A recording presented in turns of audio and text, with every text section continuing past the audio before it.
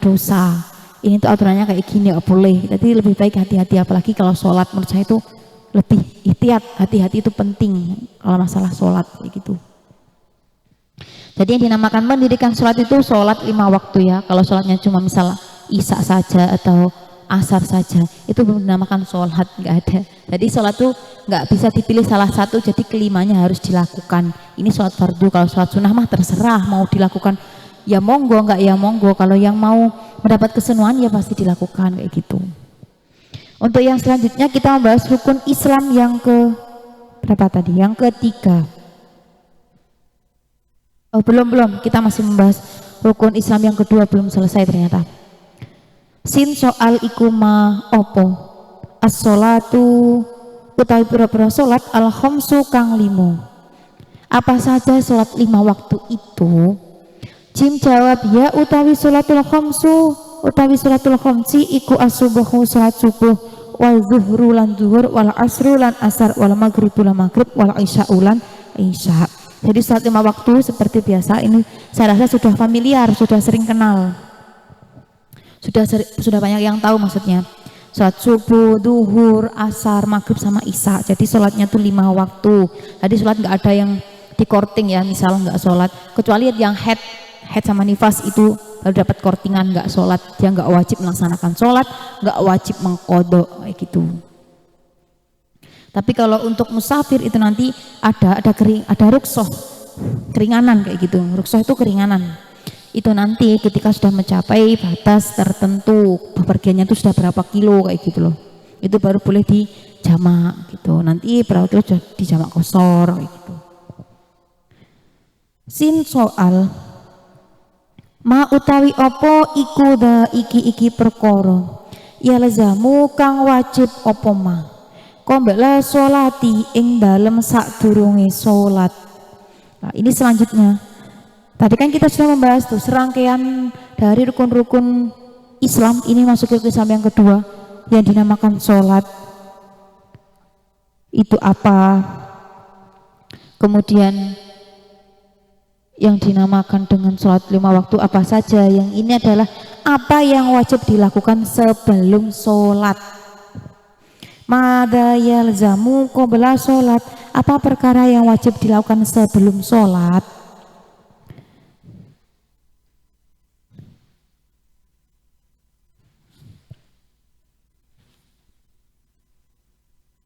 Jim jawab yalzamu wajib qabla sholati ing dalam sadurunge sholat opo al wudu. Jadi kalau untuk ini apa perkara yang wajib dilakukan sebelum sholat? Yang wajib dilakukan sebelum sholat itu adalah wudu ya. Jadi hukumnya wajib. Kalau misal wudu nggak bisanya gimana? Misal dia sakit tuh, kalau kena air penyakitnya tambah merambat kayak gitu. Ada yang seperti itu, ada penyakitnya seperti itu. Kalau kena air berbahaya, misal anggota tubuhnya nanti terlepas kalau kena air, atau penyakitnya semakin melebar kayak gitu. Itu nanti boleh dengan tayamum gitu ya. Boleh dengan tayamum pakai debu yang suci kayak gitu. Nanti boleh dengan tayamum. Kemudian gini,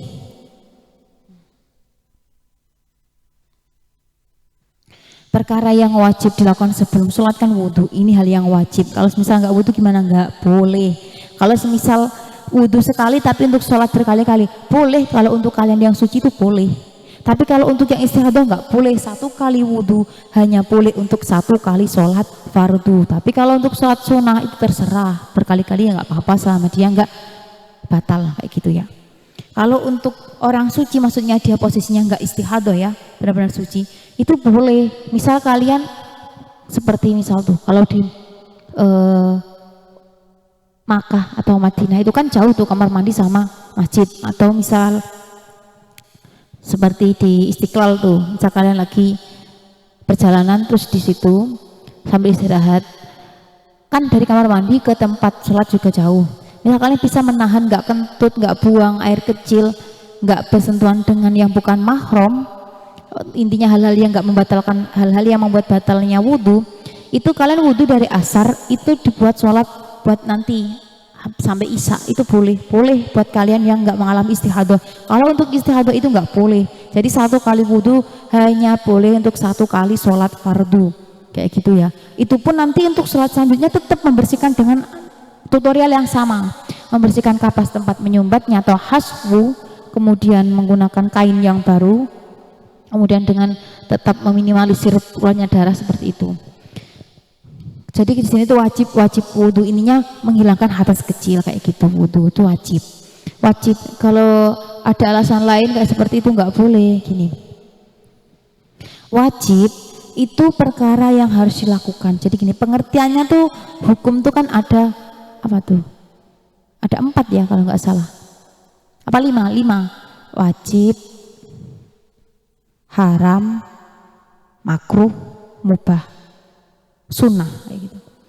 Kalau wajib berarti sesuatu perkara atau sesuatu yang harus dilakukan. Jika tidak dilakukan maka dia akan mendapat dosa. Kalau dilakukan mendapat pahala. Itu namanya wajib. Berarti nggak menerima toleransi, nggak ada diskon. Adanya rukhsah ya itu tadi, kalau kena air semisal itu membahayakan anggota tubuh dia.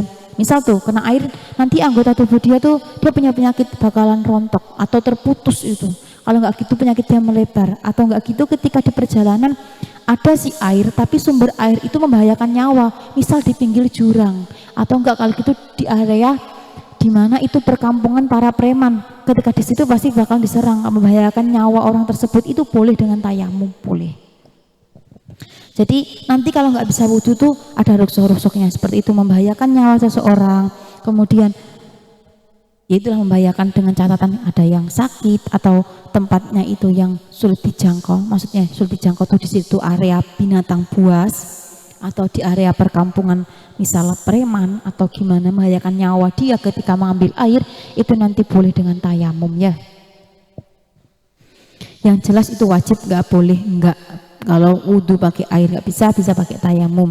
Tayamum nggak bisa, nggak mungkin, di mana-mana ada debu kayak gitu loh. Tanah juga ada kayak gitu. Kalau tayamum itu sering digunakan lah, maksudnya sering kebanyakan bisa ditemui gitu. Tapi kalau ketika dia mau sholat, misal udah tayamum ya, misal tuh di area perdesaan, itu perkampungan memang sumber air cuma satu, itu kering, nggak ada air, kemudian kalian udah tayamum, pas waktu mau sholat, udah masuk waktunya sholat tapi masih mau takbiratul ihram, denger tuh kericik-kericik suara air mengalir, ternyata sumber air mengalir lagi. Yang selama ini kekeringan itu kalian sudah mendengar suara air, itu wudhunya batal, jadi nggak boleh, jadi harus wudhu pakai air kayak gitu. Itu baru kayak gitu gak sah sholatnya nanti kalau dilanjut. Semisal udah tayamum kayak tadi saya katakan, udah tayamum mau sholat, ketika mau sholat padahal sumber air tuh jauh, tapi saking derasnya air kayak air terjun gitu, sumber mata air kalau di perdesaan saya kan deres ya, itu kedengeran kericik-kericiknya suara airnya terjun tuh kedengeran, itu harus wudhu lagi pakai air, jadi tayamumnya langsung seketika batal kayak gitu. Kalau sepemahaman saya seperti itu. Kemudian itu tadi wajib ya, nggak boleh enggak. Beda kalau nanti wajib, sunnah kayak gitu.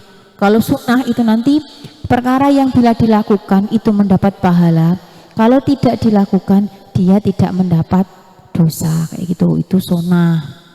Kemudian kalau makruh, misal suatu hal makruh, ini saya sekilas membahas hukum-hukum. Kalau makruh berarti sesuatu yang dilakukan itu nanti mendapat dosa. Tapi kalau sesuatu itu sesuatu yang dilakukan itu tidak mendapat dosa, tapi kalau tidak dilakukan dia akan mendapat pahala, kebalikan dari sunnah.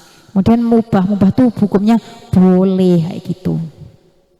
Kalau di sini itu kan yang namanya hal wajib berarti harus dilakukan, nggak bisa enggak. Saya lanjutkan. Ini masih tentang serangkaian sholat. Sin soal. Iku kam piro furudul wudu'i utawi piro-piro fardune wudu. Jim jawab. Furudul wudu'i utawi piro-piro fardune wudu iku sitatun ono 6. Al awalu utawi kang awal iku an-niyatu niat.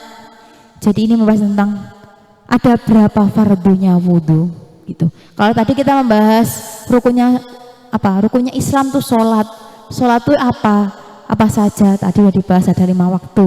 Terus apa yang harus dilakukan sebelum sholat? Wudu wajib. Kalau nggak bisa wudu pakai tayamum dengan syarat tadi,